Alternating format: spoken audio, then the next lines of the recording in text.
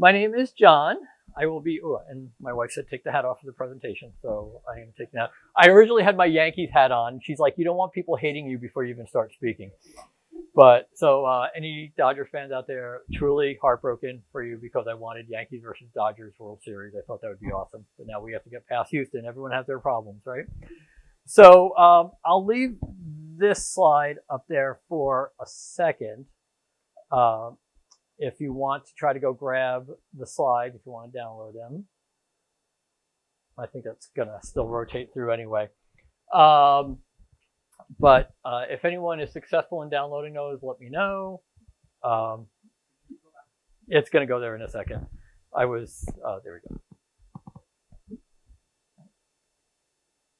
But so anyway, you know what? Just stay there, John. So you know how long it took me to get the that slideshow thing to work last night? It should have done more. Should have done more time. So let's see. We're here to talk about how to get into the cybersecurity career. How many people are actually working in some sort of cybersecurity job right now? All right, a few of you. How many people are in some type of technical field? Is there anyone who's in a non-technical field but still wants to get over into there? Okay. There is hope. Leave out. No, there is definitely hope for you. So good. I'm glad we got one. Got one of my students in here, the awesome Anna. Hi, Anna. Oh, I'm sorry. Rex, I apologize. I did not see you there. So I got two awesome students. I was just about to say my best student, but now awkward. So let's just get right into this presentation. We're a nice, small, intimate group freezing together. So we can, just shout out if you have any questions as we go along. We will power this out. So originally, I've been doing this presentation a few times. I think first I did it for my employer, Boeing, and then I did it for ShellCon last year. I've done it at Layer 1. I've done it at some community colleges. So this is becoming my thing to, when I became a community college teacher, I didn't expect I would have such an effect on helping people get jobs. And it's really been exciting to help people write letters of recommendation, connect them to recruiters, see them, advance. Malia, if you haven't met Malia walking around here, she has just been the poster child of success in the cybersecurity field. So let's go and talk about it. Oh, hey, let's talk about me. So I like to let you know, like, the important thing. So amazingly, my wife was reviewing my slides. She goes, why am I in there? I'm like, how else am I going to prove that I am actually married? So I was in the Navy 28 years. Any veterans? No veterans? Okay. Big Star Trek fan. So I had my picture taken with William Shatner a few years ago. That is actually on my profile at work. And so when I come up, people are like, who is that picture in your email? Is that your dad? Because like the picture's so small, they can't tell. I'm like, that's my friend Bill. And then this is me at one of the Comic Cons. And I say I had my picture taken with Slimer because I wanted to be in a picture with someone whose teeth were actually worse than mine. So, I've been doing, started off as a software developer a million years ago, system administration, finally became a security guy. Bunch of certifications. We'll talk about that later.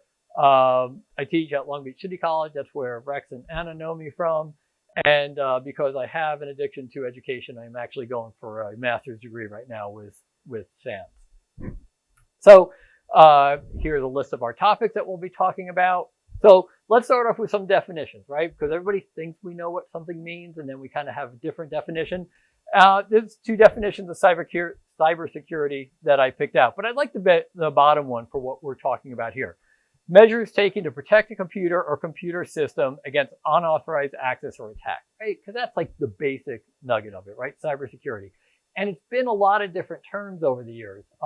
Back in the day, it started off with computer security, and then they had to abbreviate, so it was CompSec. Then it became information security, because, well, it's not so much the computer as it is the information on it that we really care about, right? The laptop gets stolen, well, that stinks, but we can go out and buy another laptop. If we've got our photos on there or important documents and we haven't been backing them up, then it's that information that we really care about. Then it became information assurance, right? Because it's not just the security of it, it's like all the different protections of it. And then someone said, that's kind of an old term. Now we need to go to cybersecurity. So if you want to get funding for anything today, put cyber in it, right? That's the current sexy word. I don't know what they're going to come up with next. I'm sure they'll figure something out. But so pivoting So this is the first time I've used the term pivot to define this talk. But I am going to talk out the definition, and I have a reason for it. Pivoting is the exclusive method of using an instance, also known by foothold, to be able to move from place to place inside the compromised network. It uses the first compromised system foothold to allow us to compromise other devices and servers that are otherwise inaccessible directly. So now in hacking, we talk about pivoting, right? You get into that first machine, maybe they left a guest account open, there was just some easy way in, but now we want to go out and find from this machine, where can we go? Where can we pivot to? I want you to think of yourselves as having a foothold in some career. Several of you are already working in cybersecurity or some other technical field. You're already an insider. How do you pivot to there? In your case, how do you pivot what your background is to something else? Or, how do you what is the applicability of what I do to cyber? And I'm certain there's something out there. So we'll talk about the word pivoting again later. So first, is there a demand for cybersecurity? Yeah, we know there is. That's why we're all here. I'm just fortunate that at one point in the Navy, in the late 90s, I was tasked to do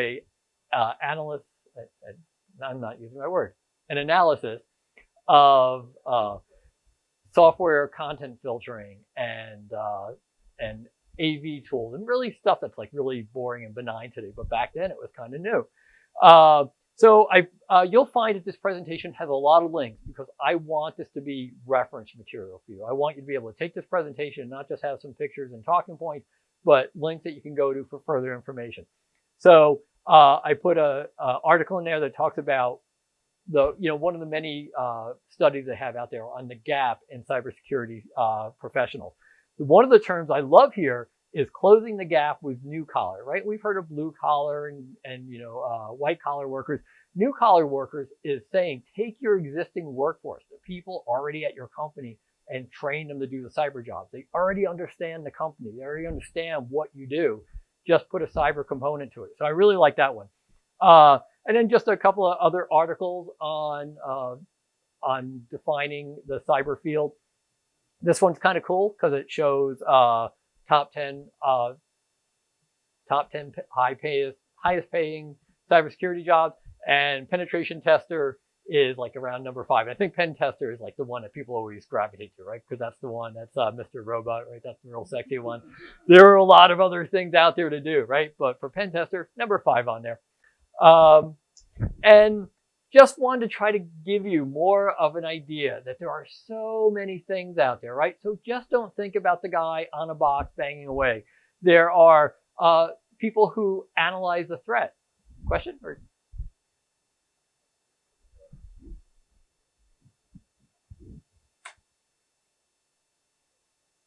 Oh, I'm sorry. Oh, I apologize. I didn't know people were having trouble seeing it. Okay. Yay. All right.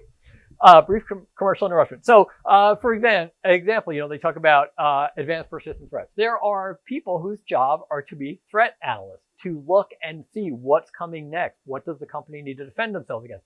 Application security. Any developers, web developers, other programmers? Huge field, application security, right? Because should I put Anna on the spot? Anna, where do I say most vulnerabilities come from? Okay, Anna just broke my heart. Rex, you want to give it a try? Day one, what do I say? Crappy software, right? Bad software is where it's all coming from. So people wrote the software, sure. Half point for Rex on that one. But getting developers to understand, here's all the things that you need to look for when you're developing the software, right? You don't go and, if your building is completely done, it's not the time to go make sure you have a solid foundation. Of course, the cloud, that's a big one out there. But risk management, governance, just the compliance aspect, not necessarily technical, but really important to the cybersecurity field. And I listed out, from these websites below, I came up with a bunch of different career fields. So a lot of them got security in there, but then we talked about our friend penetration tester, forensics examiner. Forensics is another one that's really interesting. If you are good at math, go look into cryptography, right? Because should I put you on the spot again? What do I say about cryptography? Cryptography is hard. That is why it is done improperly all the time. And so if you have a acumen for that, oh, definitely focus yourself on that. But then, there's people who have to do the management of it, sales, quality assurance, insurance. They are starting to offer cybersecurity insurance to companies, right? How much money are you going to lose during some type of hack against your company? And in order to give, most of us probably pay for car insurance, right? Thank you if you're going to get the doors. So we pay for car insurance. And what goes into the cost of our car insurance? What kind of car we drive? How long have we been driving? What's our record? Where do we live? Where do we park that car at night? If you're going to give insurance to someone for cybersecurity, you're going to have to ask questions. What is your cyber hygiene? How well are you taking care of your network? If we go out and find out you're running Windows XP, I'm probably not going to want to insure you. But if you're running latest version of Windows and you have regular patch updates going, you're showing you're doing your effort to keep yourself secure. You're training your people on how to look for phishing attempts. So, insurance, if someone's working in an insurance company, that could be a new field. Yep, come on in. So again, some websites. And what I wanted to point out is I have a couple in there for non-technical people. So, there is a need. It doesn't just have to be the cyber geeks or the people who know how to take a computer apart to do these jobs. All right. So, I'm not going to embarrass myself anymore by putting Anna and Rex on the spot. But, so this is, from one of our, classes, right? This is one of the slides I use in class. I do reference a book down there because, as one of my teachers said, a properly annotated footnote turns plagiarism into research. So do not go buy this book because I put it on a slide. I know someone did, and I said, "Oh, you really should talk to me." For starters, you can get that book for free on the Long Beach Public Library website, and probably a lot of other public library websites. The other thing is, it's okay for a class. It's not a great reference book. But what I want to point out here is when you look at what I want to do in cybersecurity, keep these three areas in mind. So technical is the one that we always gravitate to. That's the blinking lights. That's the boxes. That's the stuff that people try to sell you. Here, make your network secure. But administrative, training, policy, governance, those are important. And physical controls, right? How are we protecting our computer assets? Because if the bad guy can walk in and pull out a hard drive out of your server and walk out with it, then all your technical controls don't really matter anymore, right? Except one. Rex, Anna, what's the last bastion of protection if someone gets a hold of our computer? Full disk encryption. Yay! Full points to Rex on that one. Keep in mind on the stuff that you have a background in. Maybe you were in construction, for example. There are areas that just involve building out secure spaces to meet certain government requirements, right? So that's why we have a lockpicking village here. That could be part of your pen testing to go and demonstrate, hey, look, yeah, you've got a great firewall and all that, but your locks are total cheese whiz, and I can get to your servers anyway. So I put this slide up again to show you that there are different areas to be in. I point out you may already be involved in cybersecurity. A bunch of you raised your hand and said you were. But if you thought you weren't, look at some of the things you could be doing. I talked earlier, I called it crappy software, but poorly implemented software, systems not being administered correctly, just basic design problems, Meltdown and Spectre, right? That wasn't software. That was just a design, not just, but a design issue.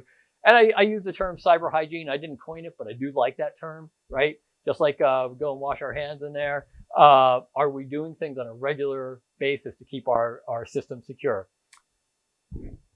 All right, so let's get to the point, the things that you're probably going to be interested about. What kind of training can you do to enhance your career or move more into a cybersecurity career? So a lot of jobs today still require 4-year degrees, right? You go look at the job things. It's not necessarily relevant to what you do, but they, especially big companies, still have that 4-year degree bias. Although I'm starting to see a little bit of a wind of change in that. But it doesn't mean that you need a 4-year degree to have a career in cybersecurity. And if you already had a degree, and let's say it wasn't directly relevant, maybe you had some type of liberal arts degree or business degree, and you want to get more to the technical side. I'm going to state that getting another 4-year degree isn't necessarily the way you want to go. So one of the links I have in here is this about a 15-minute long video. It's called Success in a New Economy. And it's really interesting because it talks about, I think at one point the trades were getting a bad rep, like people going and being plumbers, electricians, oh, you're not going to make as much money as a person who has a 4-year degree. And, that's not necessarily true because they talk about, well, look at the career path of a successful plumber and maybe a person who's in the business field, but not doing all that stellar. So that video is really interesting. Then I go on to point out that in Southern California, there are several schools that have the NSA endorsement for Centers for Academic Excellence. The 3 community colleges are Coastline, Cypress, and Long Beach. And even though I teach at Long Beach, I was still, I listed them in the order that the schools received their accreditation for that. There's also another college, community college in Northern California. If you are looking for a 4-year degree, Cal Poly Pomona, CSU San Bernardino, UCI, and now the most recent one is Webster University, which I hadn't even heard of until recently. They're down in Irvine, a private university. They just received their 4-year endorsement for their bachelor's degree, and they also have a master's degree in cybersecurity. And then we're going to talk a lot more about certifications, but I also want to point out that in addition to the degree, there are certain positions that want specific cybersecurity certifications. And having no CSSP is one of the big ones that you'll see in there. But like the DoD really is a driver for that. So if you're trying to work for any of the big aerospace companies, the Boeings, who's left? Northrop, right? With all the mergers, most of them are gone. Aerospace Corporation, but Raytheon, yeah. Thank you. But there used to be so many more. But the DoD requirement for certifications has been flowed down to the contractors. But the bullet here, I like, that I believe that technical training and certifications can get you into this field faster than another 4-year degree. In fact, to emphasize that point, we have a student from Cal State Long Beach going for a 4-year degree. She's became a part of the Long Beach City Cybersecurity Club because she said there just wasn't enough cybersecurity training in their program, right? So, yes. Okay, so the question is on certifications. Has anyone ever done a CompTIA certification recently that could shout out a price?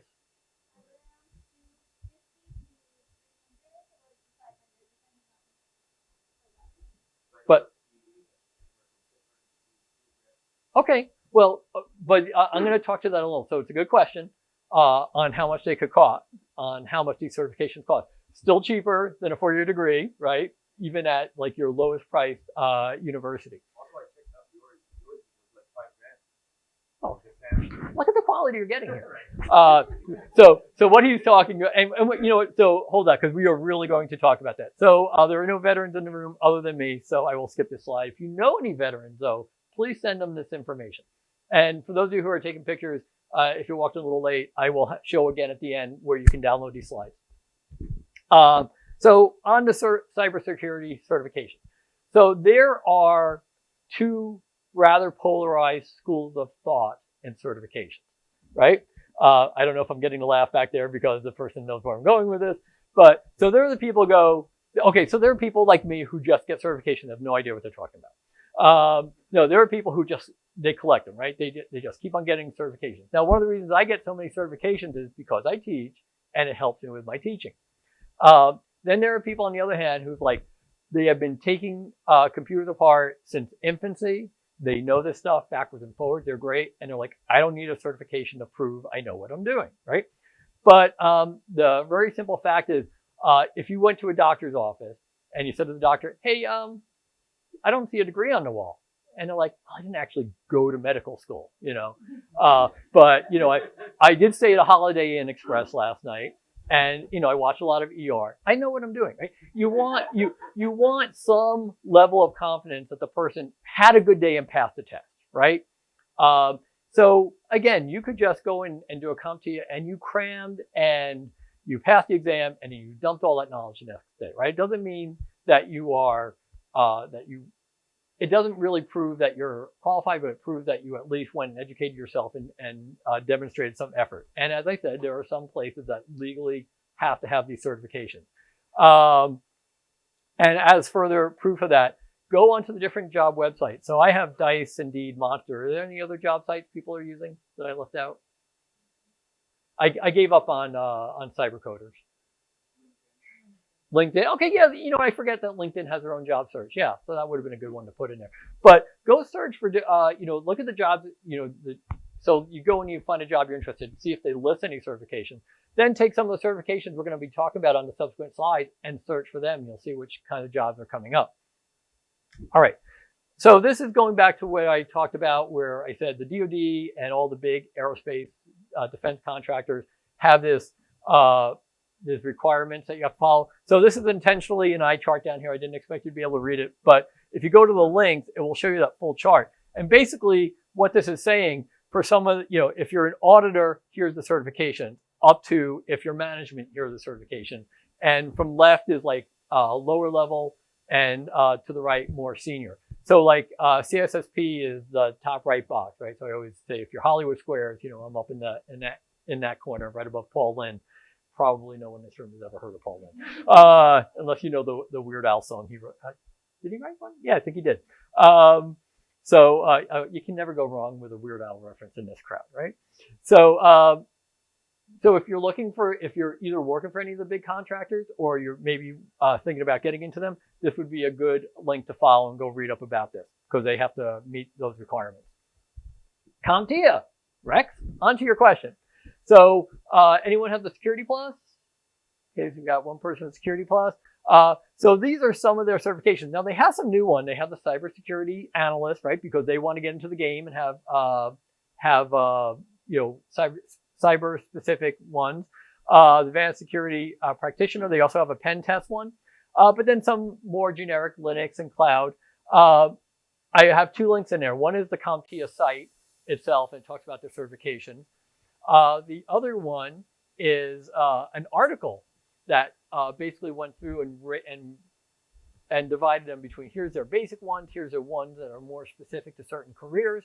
But then I've got a big bullet down there that you could get these certifications at low cost through your friendly community colleges. Because some of the certifications, the colleges actually have certs, and now I'm using the word cert a different way, to pay for you to take the certification exam. So you go take a fairly inexpensive course at a community college to help you prepare for it. And then the school may be able to help you with the cost of the certification exam. As opposed to when you did your Security Plus, did you take a training course through them? Okay. All right. So because there are specific prep courses for them, and they are not inexpensive. They're probably in the $1,200 range, $1,000 range for those. So I am always trying to steer people towards low cost solutions, and my students know I'm always trying to get them free stuff, right? We all love free. So that's CompTIA. Now you said you have your CSSP too?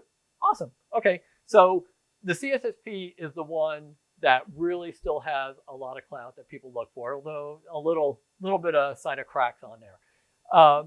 But the funny thing is I'll have a student come in, and they're like fresh out of high school or something, like, I want to get my CSSP because all these jobs want it. Well, at least they're doing some research. But CSP is really the one that you've got to be in the industry for a few years before you can get it. So typically you need 5 years of experience to get your CSSP. If you have a 4-year college degree, they'll take 1 year off. But now to further make it more available to people, they have their CISSA, the A being associate instead of professional. And you can pass the exam, say I'm a CSSA, and then try to get a job. They'll help you get the relevant experience so eventually you can upgrade to the CSSP.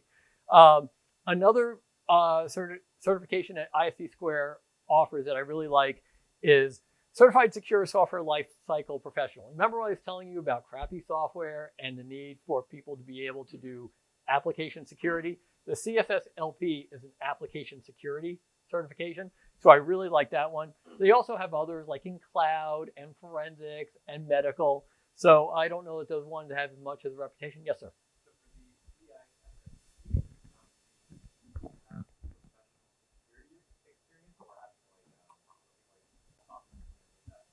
Well, excellent question. So they have their domains. I list them in here somewhere, I think, or maybe not. So I forgot how many domains they have. And your work as a software developer can certainly qualify for at least one of the domains. Do you remember how many domains there are? 8. We're at 8 because so I'm old. I'm old. When we had it, damn it, there was 10 domains. Yeah. So thank you. So there's 8 domains now. But for example, one of my friends, I think I've endorsed about 5 or 6 people for their CSSP, because you have to have another CSSP basically go through your history, your resume, and endorse you. And one of the, I was struggling with her to find relevant experience. But then I said, well, what did you do during these years? She goes, oh, I was doing financial compliance. I'm like, thank you. Write it up, right? Compliance is one of the areas. So the links I have down here where it talks about credentials will list the domains, and then you could go see, okay, yeah, I fit in this one. Where do I maybe need to like try to pivot my career a little bit to try to get relevant experience in those? All right, but thank you. Good questions. All right, so to Rex's point, here's the expensive one, SANS. Anyone ever hear of SANS? They have, anyone going to do the purple team class that they're doing here? Anyone got in? Oh, you got in? Awesome. So SANS, I have I have a crush on them, as you saw from the first page, with all my certifications from them, and I'm taking my graduate program with them, and I have taught a class as a mentor for them. But they are expensive. Classes are $5,000 and $6,000, which is why employee educational reimbursement is really, really good, right? If you can get it. Oddly enough, at my employer, SANS is not listed as a preferred educational source, but I've been able to submit a waiver and get them approved. But not just expensive training. The other things. So this roadmap, this nice little colored box down here, is our roadmap. So if you go to that link, they will show you here's our different classes in our different fields, because they have compliance and they have forensics and they have pen testing and cloud, and all the different things, even a legal track. But they've got some really cool free stuff. If anyone's looking for a master's program, here's the link for their sans.edu. But if you go down to their security resources link, if you're a professional already working there, they have their top 20 controls, which are like, what are the top 20 things to focus on to make yourself secure, kind of like the low-hanging fruit. Then there is also, you can get some free stuff if you go down and create a portal account with them. They've got News Bites, which is a regular newsletter of things relevant to cybersecurity. If you like posters, you can get free posters. They have trifold brochures you can download. You got to fold them yourself. They don't come folded. But on TCP dump and Nmap and any command that you would use in the cyber or even just IT world, they've got the trifolds that are great cheat sheets, especially if you work in like a classified area where you don't have access to the internet on a regular basis. So great resources there. This total eye chart, I apologize. This is reference material. What I wanted to point out is, and I just realized, are we like total guys in here? Oh, how sad we don't have any women. Oh, I am so sorry. I am like totally looking past you. I'm like, look, I'm scanning the room and I even spoke to you. Okay, so humiliating experience for your speaker. So I'm going to talk to you on this slide now. Were you aware of, where is it? Oh, the Women's Academy. Do you know about it? Okay, so I looked last night. So SANS basically has academies that if you can get accepted, you get all that expensive SANS training for free. You get like 4 classes or so, and a pretty much guaranteed job after you get out. So they've got them for veterans. They have different diversity ones, but I looked last night and they are doing enrollment for 2020 now. So if you're at all interested, you already worked in the security field, you said? Yeah, and so you just excluded yourself from that. So lie in your resume. But if you know anyone who's looking that this might be relevant, again, if you know any veterans, point them to this. So all of those programs are listed on here. I've had one of my students several years ago. I was at a security conference, met the SANS person. They told me about the Women's Academy. I went over the corner, texted all my students, like, anyone interested, apply. She applied, and then it's just been on an incredible career path ever since. So it really can be a game changer. EC Council, their big one they're known for is the CEH, Certified Ethical Hacker. But everyone is trying to expand their footprint, right? So like I said, ISC Squared, CSSP, but they're trying to do other ones. EC Council, CEH, they're trying to expand out. One of the interesting things about EC Council, when I went and looked at their website, they're now offering bachelor's and master's degrees in cybersecurity, right? So everyone's trying to get into the game, and I can neither confirm or deny the quality of their cybersecurity program. I don't know much about it. So you got, so far we figured out you have your Security Plus, your CSSP. Any others? Oh, okay. Okay, awesome. All right, so we're in a contest here on. Yes, sir.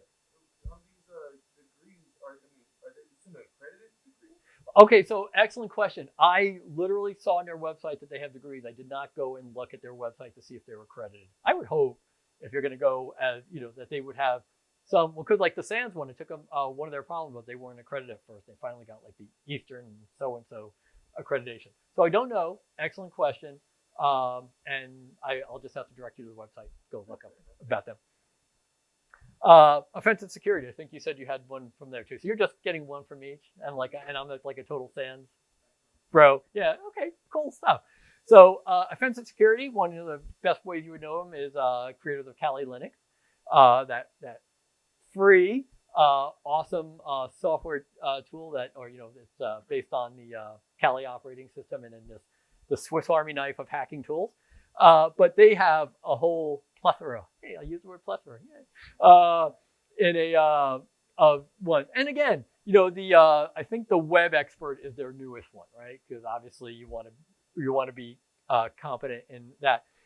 But one of the things I like about this slide is it reinforces the point.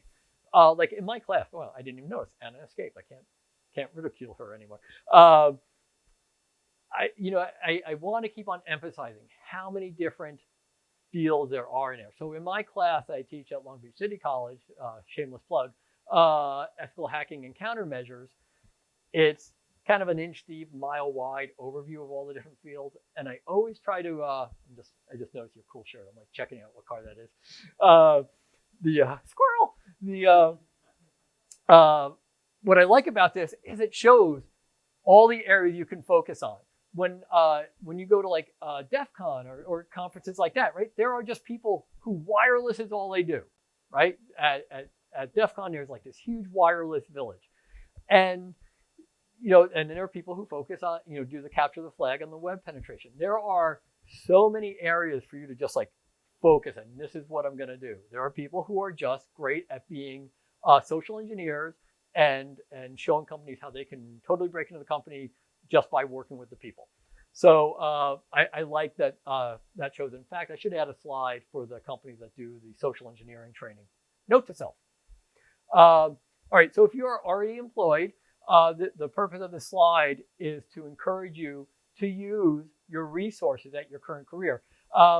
To steal a phrase from another presentation I saw, you may already be in the perfect job and you just need to basically tailor it to what you want to do. And sometimes people are able to do that. So, not just your educational reimbursement program. Sometimes your employers will give you access to things such as lynda.com or degree.com. So go look and see what your company is giving you for free. Definitely collaborate. Companies will have like an internal version of LinkedIn where you could go find people who are doing something along the lines of what you want to get interest or what you want to be involved in, and you could connect to them. Go find the cyber people. They're usually alone at lunchtime because the software people do not invite them, right? I know this from personal experience. I'm like, hello, anyone here? But go talk to cyber people. They're nice. maybe if anyone was at the secure DevOps talk earlier, they, the woman speaking there was saying, find a volunteer from the developers that can help you with your security, right? So if you're a developer, go volunteer and tell your security person, hey, how can I get more involved with the process? So I throw the word in there, take your current position and then pivot from there to do something that is more cyber related. How are we doing on time? We're fine. And I haven't even told you a C story yet. So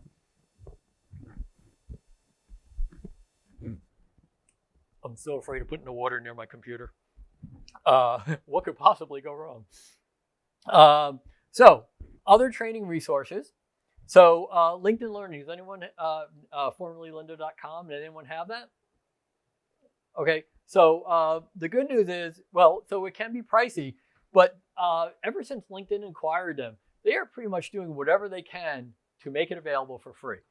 So on the veterans page, I showed that veterans can get it for a year, but veterans can get LinkedIn Premium for a year. But so of course there's paid subscriptions. A lot of libraries are offering it for free. So I have a link on the slide. It was so horrendously long, so I just have it embedded in there. So you have to download the slides to get that, or you can just Google how to access LinkedIn Learning for free through public libraries. I think that was like the title of the article. But also available through your school. So community colleges in California are able to, I don't know if it's California or Los Angeles, someone bought a big LinkedIn Learning license and is giving it to the students at the colleges. So we're having the person come out in 2 weeks to get my class set up with that. So another plug for community colleges. So I will tell you a very quick side story when you remember that did anyone go to a community college? Let's start off with that. Anyone? Okay. So do you remember, or maybe it's still occurring today, that there's that perception, oh, you went to community college, what happened to you? That kind of, community colleges aren't good. So when I graduated college high school a million years ago, community colleges were like frowned upon. That was like, oh, you couldn't get into a finger quote real college. And I interviewed to get my Navy ROTC scholarship, and the guy looked down the nose at me and said, perhaps a community college is your best choice, right? And he didn't mean that as like, career building. He's like, was just looking down at me. So 28 years, successful Navy career, wherever that guy is. And then, so now I'm teaching at community college. And I said, it only took me like 30 years to get into community college. So I'm kind of proud of that. So anyway, Cybrary, anyone ever go and visit Cybrary? So Cybrary's got some good resources. They then try to then get you to pay for stuff, right? But there's still some free resources on there. Splunk Pledge, that appeared on the veterans page, but they also, there are other groups that they will give the free training to. Is anyone familiar with Splunk? Does that name? Okay, if you're not familiar with Splunk, Splunk is a product that aggregates machine data. So anything that's connected to a network, they will ingest their data and then allow you to easily search and monitor it. So it's one of the big products out there. There are other competitors in there, but they are giving free training in there. Then also, don't forget your public library, right? Ever since we gave up on physical books, people forget about their libraries. But again, as I said on the top, you can get LinkedIn Learning from them oftentimes. And then also they will have like free accounts to Safari. So you can go get technical books for them. I direct all my students to the Long Beach Public Library to get the textbook, as I mentioned on that earlier slide, because I just don't think that book is worth, and I know a lot worth, a one semester investment. And I know a lot of my students are struggling financially. So I like to help them out with that. All right. So I'm the oldest one in the room, so this slide only applies to me. But just if you happen to know anyone who's maybe a little more advanced in their career and they're trying to make some transitions, tell them about this. There are other skills out there, but I like it. I mean, so, how older workers can learn new skills, and that contrasts with an article I found that the lack of training for older workers is leaving them behind. And then reference that previous slide where I said new collar workers, right? If someone, very quick relevant example. I used to work at a company that did fingerprint systems and mugshot systems. And one of my coworkers went out to Washington, D.C. to implement their new mugshot system. And the person they gave for him to train was an older woman who like just stared at the computer and looked at the mouse and like had no idea how to use any kind of technology. The reason why she was the person to do that, because her previous job was taking the Polaroids that came out of the camera, cutting them with scissors and taping them into a book, right? She did their mugshots previously with this camera. So now her job went away because of technology. There's a case where an employer should, okay, let's get her some basic computer training first before we throw her into the deep end. And this is how you use the computerized mugshot system, right? So it's a funny story, but a little sad too if you're the woman and all of a sudden like there's no Polaroids for you to cut anymore. So networking, hugely important. You're already doing it because you're at ShellCon. Has anyone been to DEF CON? Oh, good number of you. B-sides? Any B-sides? What about layer 1?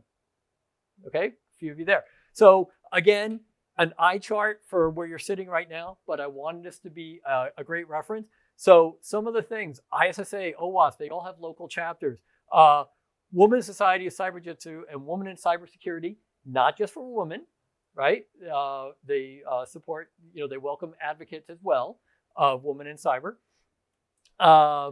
So Reverse Shell Corporation is the local one for our area. They're helping run the CTF here. Capture the flag here. So they're a great group, and they are meeting at Long Beach City College. Shameless plug again. On a monthly basis. We just had our first meeting in September. They're skipping October because of ShellCon. Null Space Labs. Anyone ever done anything with Null Space Labs? Nope. Okay, so they're another LA-based hacker group. They're more Burbank area. But they do monthly lockpicking training. So you'll definitely, 2 ways to get to them. You can go to their website or you could find them on Meetup. Lethal, has anyone ever been to a Lethal meeting? They're down in Costa Mesa, borderline with Newport Beach. And they meet at Coastline Community College, which is where I used to teach. Problem with Lethal, they fill up right as soon as they send out the announcement, right? So if you want to go get yourself on the meetup on the list for announcements, and then I think Peter sent out the announcements like at 2 a.m. just to trip people up. But if you show up, they don't turn people away. Okay. Yeah, so there is a good point that, if you really, really want to go, you could still try to sneak yourself down there, but they do fill up. And then all the conferences. So Anna just came back from Grace Hopper, right? DEF CON we talked about. B-Sides. I've been doing B-Sides Las Vegas for the past 2 years. That's the few days before DEF CON, and that's a smaller, so bigger than ShellCon, smaller than DEF CON, and that's a really good one. Of course, ShellCon, Layer 1. Another one to put on your radar that's coming up in January is AppSec California. If Malia walked around here as part of their technical track. And so that would be a good one to consider next. That's going to be at the Annenberg Beach House up in PCH, meaning really fun drive, right? Beautiful place. I was out there for ISSA earlier this year, and it's just an awesome location, but you just can't get there from here. I went when it rained that day. I was on the 405 North in the rain. Just died a little that day. Yes. I was going to add on, there's another one coming up for it's going to be in Colorado next month. Okay. All right. So yeah, so there's a WESIS one coming up if you want to look at that. And then they have a job fair next Saturday, right? Next Saturday at LBCC, we're going to be having a career fair in cybersecurity, so if anyone's interested, we're going to have people from the industry. Okay, so if that's of interest to you, find Anna, find Malia, or go over to the WESIS table right outside the door. All right, thank you, Anna. All right, so how do you currently maintain? There is like so much stuff to read, right? I don't know about you, but I am overwhelmed. Right? I'm driving to school on Monday night, and it's like you pretty much have to listen to the radio for what was the hack in the last hour that I'm going to talk about with my students, because if I talk about something from the morning, that's way too old. So there's various sites here of some good blogs and just daily reading. The really cool thing the reason I added this is anyone ever worked in the DoD domain, it used to be dista.mil you would go to for all these resources, and they recently changed it to cyber.mil, right? Remember I said cyber is the sexy word now? It's a much more modern website, but the really frustrating thing is when I'm searching for stuff that I knew was on DISA, and I get the DISA link, and it just brings you to a splash page, and it goes, oh, this is migrated to the cyber one, and you have to go search for it on there. So that's been a little bit of frustration, but some really good resources there. Anna, you missed this talk, but we had so the importance of networking. When I was at DEF CON, I went to a track called Sky Talk, and a police officer and I always get it wrong, it's either Idaho or Iowa. I am from New York and I live in California. Everything else is a big square state in between. But the guy was awesome. And basically he started off life as a hacker. He was basically getting shell using fraudulent credit cards when he was like about 10 or 11. And he got caught because he didn't know about their ability to track phone calls, because it was back in the days of modem. So, but fortunately, rather than putting him through the legal system, someone said, look, you've got some really good skills and you should put him to good. And so you follow his whole story to where he became a forensics examiner, and he shows a brief story about how he helped capture a woman who had killed another woman and assumed her digital ID. All because rather than putting him in jail and punishing him, they said, you are skilled and you could use these for good instead of evil. And he is basically trying to get other police officers to be like-minded. Hacking is not bad. Damaging other people's stuff and stealing their data is bad. So at the end of his presentation, he basically put up a shell, and he came up with some of the bloggers, some of the people he follows on Twitter. So if you're not using Twitter, set up your account, and even if you don't want to put anything out there, just start following people in the cybersecurity field. It is just a great way to get information. And then you'll see a post that's relevant of someone you're not following. It's like, oh, I like that person, I'm gonna follow him. One of my favorite Twitter accounts to follow is Internet of Shit, right? And does anyone follow that one, right? And the guy just posts the latest internet connected device that didn't need to happen. This week's was, did you see the trash can?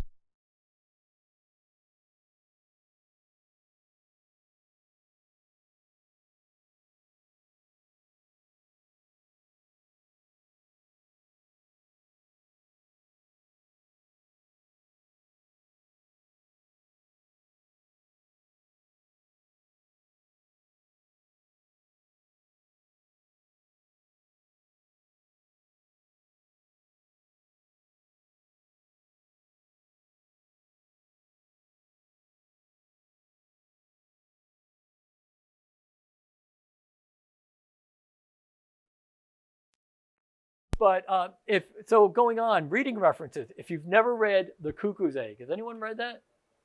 Okay, so mandatory reading, one of those first documented hacking cases. Really excellent book. I have not read this one yet, but Hackers, Heroes of the Computer Revolutions, actually early 80s book. But then we were talking about some of the great hacker movies, Sneakers, Hackers, and War Games, right? Has anyone seen the original War Games? Yeah, you gotta watch that movie, right? Would you like to play a game? So there's some things for you to follow and to educate yourself. All right, so this is getting very close to the end. But so resumes. If you didn't know, you can go get your resume reviewed right out here. But that's what Raise Me is all about. But so John's opinion on resumes. First, they're an art form, meaning you could have two people looking at it, and one will love it and one will hate it, right? Doesn't mean either one is right. If you take your resume out to 3 different people out there, you will get 3 different opinions. You, of course, always have a resume ready, right? You never know when that opportunity is going to come up, and you're like, oh, I don't have my resume current. And then as your job changes, as you get new responsibilities, update that resume. Now, okay, so asterisk, John's opinion. I think you should have your resume in 2 different formats. I think you should have a human readable one for if you're going to go to a conference and you're going to be meeting people and they need to look at it quickly, or if you're going to go to a small company that doesn't use a resume tracking system. But for jobs that you are applying online, you need a resume that will work with an applicant tracking system. Have people heard, who has heard of an applicant tracking system? And it's okay if you didn't, I'm just kind of curious. So that is the computer that is between you and the recruiter and the hiring manager. And you need to get past that in order to advance in the job search. And so coincidentally, many years ago, I picked up my wife from work back in the 90s, and she said, and she was an HR professional, and her and I met because she's the one that did my my offer letter at Hughes Aircraft in 1985. So so you could get married too doing this. I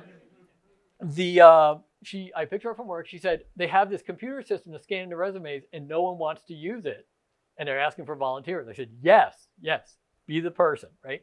And that she to this day is still doing HRIS systems. So your resume gets scanned, put in a database. Back when I was young, it was put your resume on a quality paper and all that. No one cares about paper because they don't maintain it anymore. Even if you did have paper in the first place from to scan it in. So either you're uploading it or you're sending in a paper resume and they're scanning it. The interviewers are not going to see your original resume. That's all going to be parsed. It's going to be searched against the keywords. And the problem is when they do those keyword searches, they don't always get it right. My current job at Boeing, I first got a letter saying I was no longer under consideration for that job. And it's like, oh, sad music. Too bad we have a student in our class who does great sound effects. And when I say sad sound, he'll like fill in, but he's not here. So awkward silence. But then I got the job. I got called back in, I got the job. And I asked my manager, hey, I got this. He goes, oh, I asked them to change the search parameters and they dropped everyone from consideration. So the people managing these systems don't necessarily know what they're doing. So what I strongly recommend is go visit a website such as JobScan. Now I am picking JobScan just because it's the one I Googled a few years ago in class when I wanted to go through one of them. And I did the temporary membership and I've been paying for it ever since. So I keep it current because it's helpful for my students. Go to JobScan. You can upload your resume. You can go put in a link to one of the jobs you're interested in, and it will compare them. And you will be shocked at how low you score. If you're like, oh, I was a perfect candidate for this job, why didn't they call me back? Go put it in JobScan, and you will find out. And it will start telling you, here's how you improve your resume to raise this score. Now, I am not saying put in fake things. It's like, oh, I've never touched a firewall, but they're asking for firewall. I will put that in. But in my example, plural forms of words will trip this up. Like if you they may say, we want you to have experience with firewalls. And you said, I have worked on Cisco Umpty-Squat firewall. And it won't match. So as you go through, you can start just online tweaking the resume, and you will watch your score come up. So I really encourage you to do this. How many people are actively searching for jobs right now? Okay, so Rex, a few people. So I really encourage you to do this. I can't emphasize enough. You'll be shocked at how bad your score is. Even my wife, the HR professional, when she was applying for some jobs and she saw how bad her resume was scoring on there just because of terminology. Or they will say, they'll have a soft skill section. Like, you didn't mention leadership, and this is a management position. So really do recommend it. You can do it for free, and then you could set up an account so that it will keep you can keep on using their free one, but then I think it doesn't retain anything. So you could do a free one. Be careful to make sure you cancel it because it is pricey to keep up the account on that. And I always do this to my clicker. Really? Are you done? I don't know why my thing is. I think Sparky froze. No, Sparky's still with us. Oh, here we go. All right, so there's my contact information. If you want to reach out to me, on LinkedIn. If you connect me on LinkedIn, just put a little note. Say, hey, saw your absolutely wonderful presentation at ShellCon, so I know where you're coming from. I don't post a lot of Twitter. I definitely don't do any politics, so you don't need to worry about that. I am mostly about humor and cyber, or funny cyber stuff. So I think that was it. Okay, so I am going to put it onto. Let you take a picture. And then I will put it on that one if you haven't got the slides yet. And then we've got a couple of minutes for questions. Yes, sir. You went over a lot of the search for like the security, specific.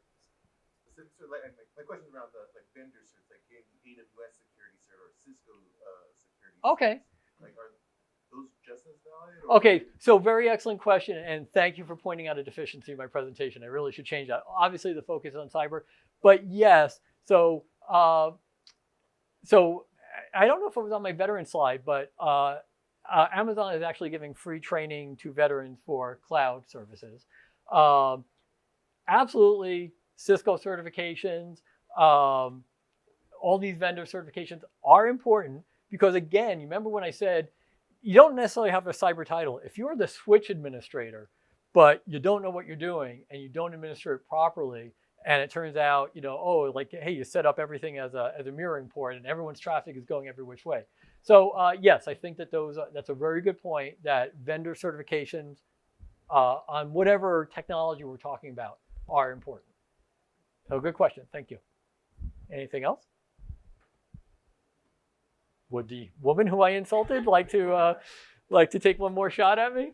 No, we're good? Okay, we're Doctor Who fans, so we got that in common. All right, so I'll be around both days if you had any more questions, but go outside and warm up because I can't even move my hands right now. All right, thank you very much.